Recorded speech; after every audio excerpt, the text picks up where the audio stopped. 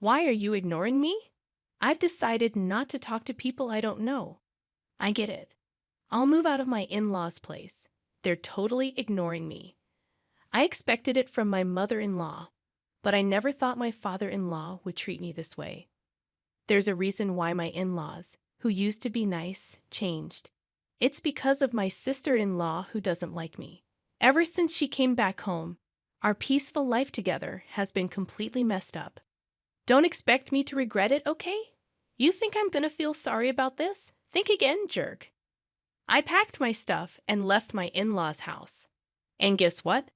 Just 3 days after I left, their house turned into chaos.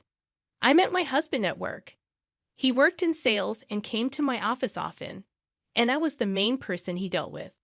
As we spent more time together in meetings and chats, I started to like him.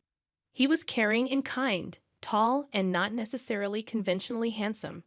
But he had this charm about him. He was popular, but for some reason, he said he liked me, and we started going out.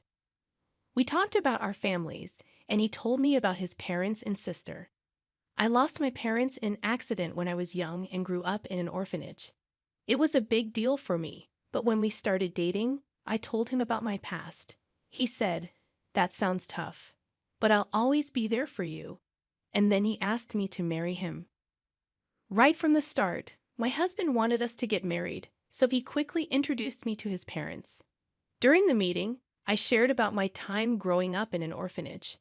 They listened carefully and assured me that it wouldn't affect our marriage. It made me really happy. They even said that my background had no bearing on being part of their family, which warmed my heart.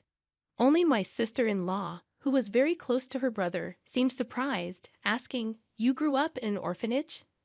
My husband had to talk to her about it. Looking back, she probably didn't like me from the start. But I didn't dwell on it then. I just thought we were getting to know each other. Before we got married, my husband and I talked about moving in with his parents. We thought about it seriously, but in the end, I decided not to leave my job. It turned out my husband was going to be transferred soon anyway. I thought about quitting to go with him, but my career was going strong, and I had just been given more responsibilities. After discussing it, we decided he would move alone. After tying the knot, I wanted to enjoy that newlywed bliss for a while. I even casually thought about visiting my husband during long weekends for a little getaway. The idea of moving in with my in-laws right after marriage seemed a bit daunting, but my husband probably felt more comfortable living with them. Plus, he likely wanted to reassure his always worried mother by having us all under one roof. Since I lost my parents early on, I'd always longed for a family, so living with them didn't sound too bad. Besides, my in-laws had always treated me kindly, and I'd grown fond of them. Juggling work and my responsibilities as a daughter-in-law was tough, but having a family made me happy and fulfilled. Then one day, my father-in-law approached me with an unexpected request. This marked the beginning of some tension in our seemingly happy living arrangement. It was a time when my overly anxious mother-in-law, who tended to be a bit controlling with my father-in-law, was out shopping. I was about to start cleaning on my day off when my father-in-law asked to talk to me. "What's up?" "Well, I don't want my wife to find out, but I'm taking a leave from work." "Wait, a leave?" He explained that he'd been having issues with his boss and colleagues, and his health had gotten so bad that he had no choice but to take time off. My mother-in-law is generally a kind person, but she's always on edge and a bit obsessive. Living with them, I started to notice her anxious habits and how my father-in-law walked on eggshells around her to avoid upsetting her. He had always been slim, but looking back, I realized he had lost even more weight recently. It would have been comforting if my mother-in-law showed genuine concern about his weight loss. Instead, when he took a sick day for a cold before, she commented, "A cold. Everyone else at your level is already at the top. It's because you're always taking time off for silly reasons like colds. That's why you're not getting promoted." Rather than being caring, she was the type to be critical. He probably tried to soldier on no matter how bad he felt. But his health kept declining, and he started taking more sick days to secretly visit the hospital. he was really struggling both mentally and physically. With his frequent early departures, lateness, and days off, there was talk of him possibly needing to take a break from work. But my father-in-law was hesitant to upset my mother-in-law in any way. If he even suggested taking time off, she'd likely explode with anger. Plus, my father-in-law didn't earn much, and he relied on overtime pay, so taking a break would mean a significant drop in income. If he told my husband, he'd probably end up telling my mother-in-law, so he came to me, asking if I could help with the bills. If I mentioned taking a break, she might even leave me. Those words hit me hard. I was grateful to my in-laws for accepting me warmly, regardless of my background growing up in an institution. Determined to be there for them, I decided to assist him during this tough period. I understand. I'll send money to your account every month. Use it for expenses. I'm really sorry. I'll try my best to get better soon and go back to work. Thank you for trusting me. After that, my father-in-law continued his routine of pretending to go to work while I sent money to his bank account for living expenses. My mother-in-law, who wasn't very meticulous with her finances, never noticed my transfers because she didn't check her bank statements closely or keep track of household expenses. Meanwhile, my father-in-law would pretend to head to work, but instead visit a mental health clinic or take walks in the peaceful mountains. Over time, his health seemed to improve. I hoped he'd be back to work soon, but then something unexpected happened. After a disagreement with her husband, my sister-in-law decided to go back to her parents' home. There's no place like home. I felt like I was going crazy living with that idiot husband of mine. I'll be staying here for a while. Can you make meals for me too? I knew right from the start that my sister-in-law wasn't fond of me. At our first family gathering, my husband was visibly upset because of her obvious disapproval. During our wedding, she wore a sour expression the whole time and even told me straight to my face, "My brother looks great, but you? He could have done better." She didn't hide her disdain for me, mentioning that it was embarrassing that I grew up without parents to attend the wedding. However, since she got married before us and had already moved out, I figured our interactions would be limited. That's why I thought living with them wouldn't be too bad. If she had still been living at home, I wouldn't have even considered moving in, knowing I'd have to deal with her constant criticism. Despite her stern attitude towards my father-in-law, I assumed her stay was temporary because of her marital issues and expected her to leave within a few days. My mother-in-law had always been kind to me, and even when my sister-in-law made snarky remarks, I trusted that my mother-in-law would stand up for me. But I was mistaken. One evening, when I came home from work, my mother-in-law's demeanor seemed off. "Is everything okay?" I asked. She seemed distant, not engaging in our usual conversation. When I inquired, she said, "Did you know you've been speaking ill of me behind my back?" "What? I've never said anything negative about you. You've always treated me well, and I'm genuinely grateful. Why am I saying anything bad? You've been acting like the perfect daughter-in-law, but you've been gossiping about me in secret." "Fine, whatever," I replied, and she left the room. As she walked away, my sister-in-law smirked. "Looks like you've fallen out of favor. Did your true colors come out? Your upbringing in an institution is really showing, huh? It's better not to gossip about people." "I haven't said anything bad about her." "Oh, it seems the neighbors heard you.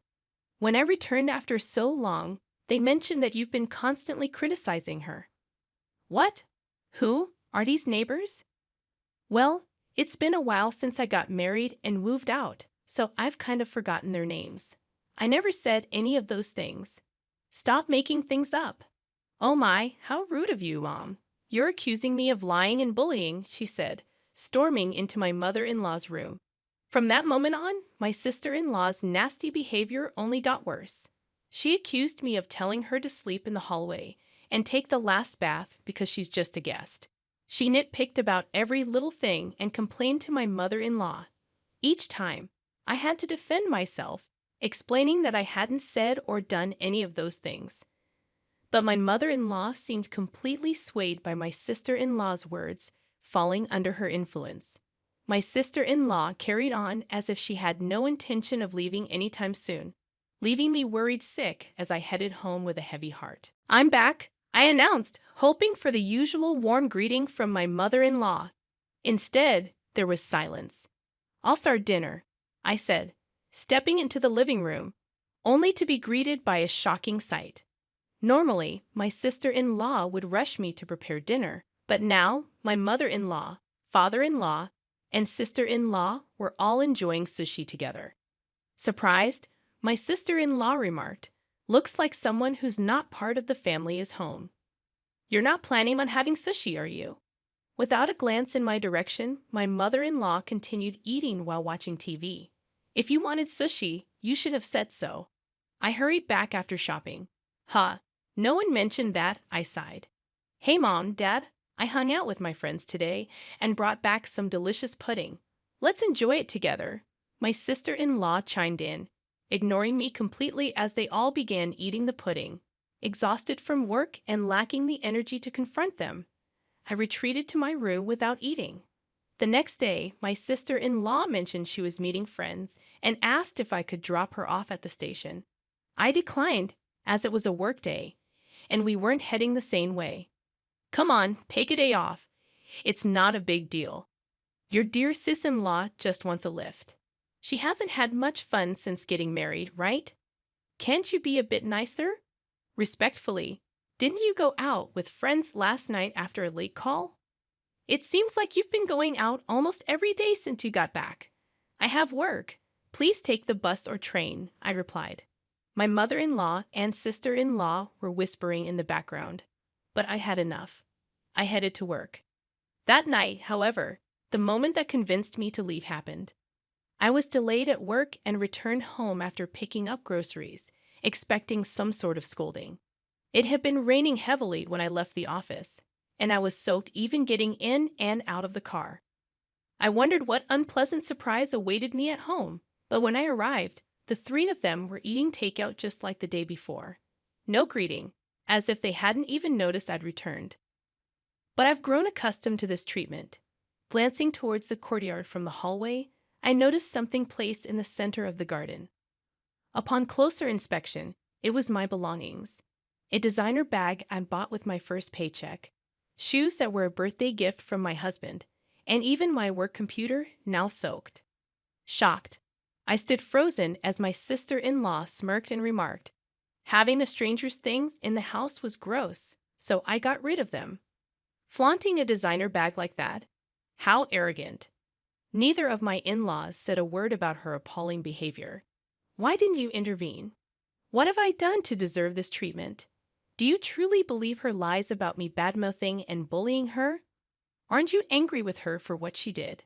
My mother-in-law avoided eye contact, remaining silent. "Why won't you speak up?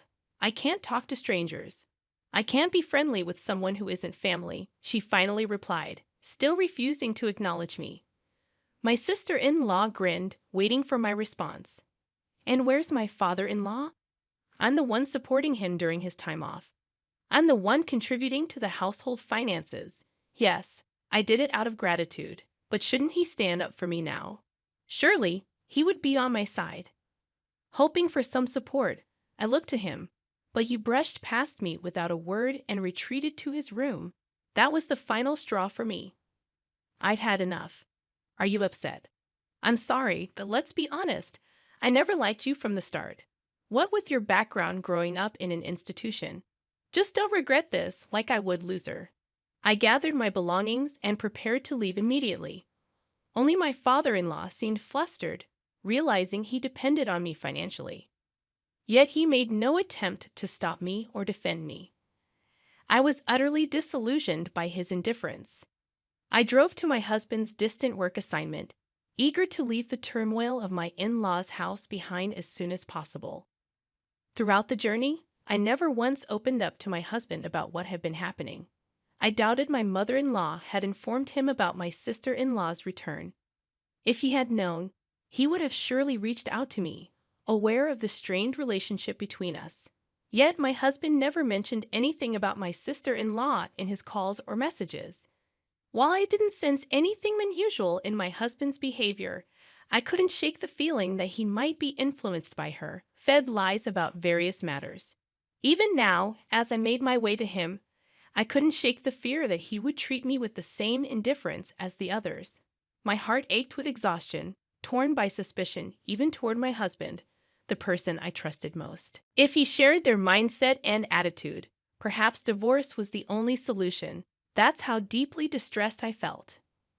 When I arrived at his out-of-state apartment, he hadn't returned yet, likely caught up with end-of-month work obligations. As I waited, my husband energetically walked in, perhaps noticing the lights on. "What if I knew you were coming?" "I would have rushed home," he exclaimed. "What a pleasant surprise. Just seeing your face."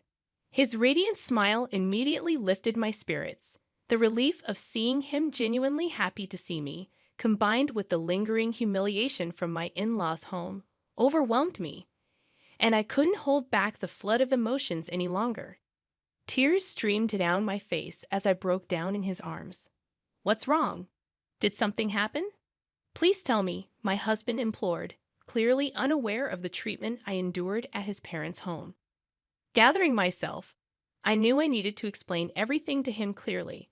I recounted the whole ordeal. How I'd been supporting his father financially, who had taken medical leave without informing his wife. How his sister had returned and poisoned his mother against me with lies. How they treated me as an outsider, ignored me, and left my belongings out in the rain, ruining them. Through tears and pauses, I laid it all out for him.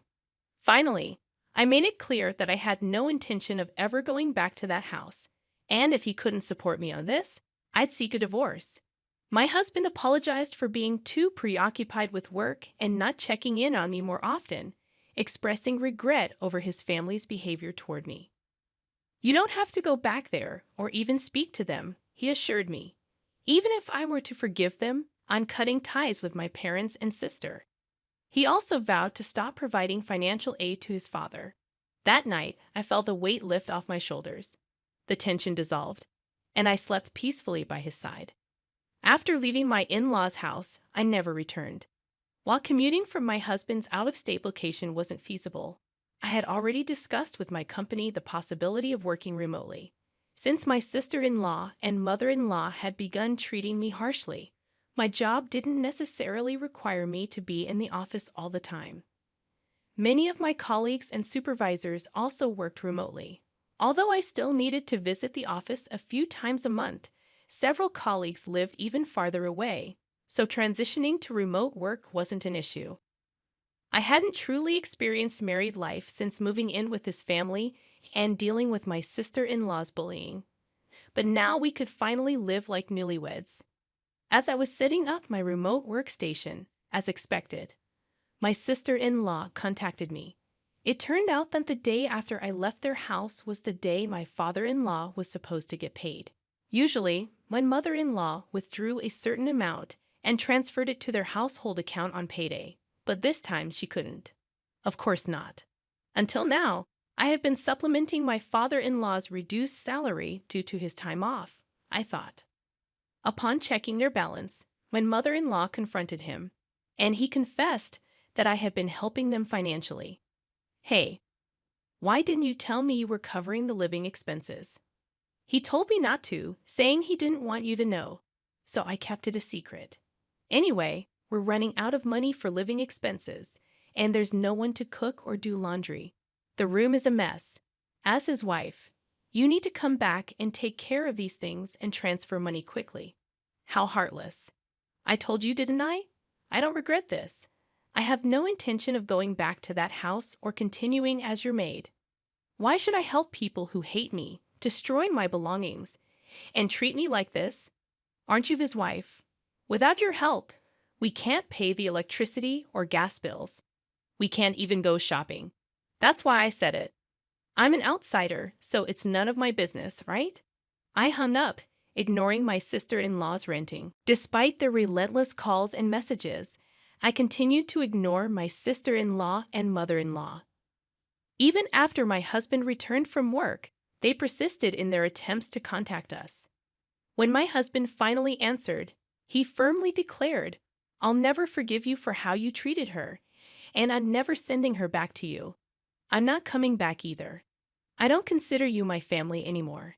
Stay away from my wife, or you'll regret it.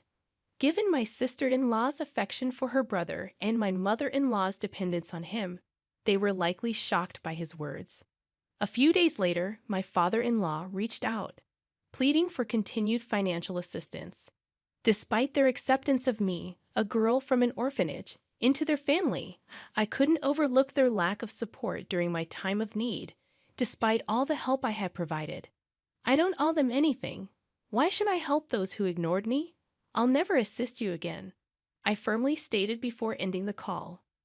Subsequently, my persistent mother-in-law and sister-in-law audaciously appeared at my workplace. Anticipating trouble, I had informed my company beforehand and security was immediately alerted. They caused a scene, demanding that I send money back home. Upon hearing this, my husband insisted, report them to the police. My colleagues at work were supportive, expressing disbelief at my past living situation. Focus on your remote work, they encouraged. Meanwhile, the pressure from my mother-in-law and sister-in-law took a toll on my father-in-law's health, leading to his resignation. My sister-in-law attempted to return to her husband's family, only to be rejected due to her affair, which had been the original cause of their conflict. This incident exacerbated their problems, resulting in an immediate divorce.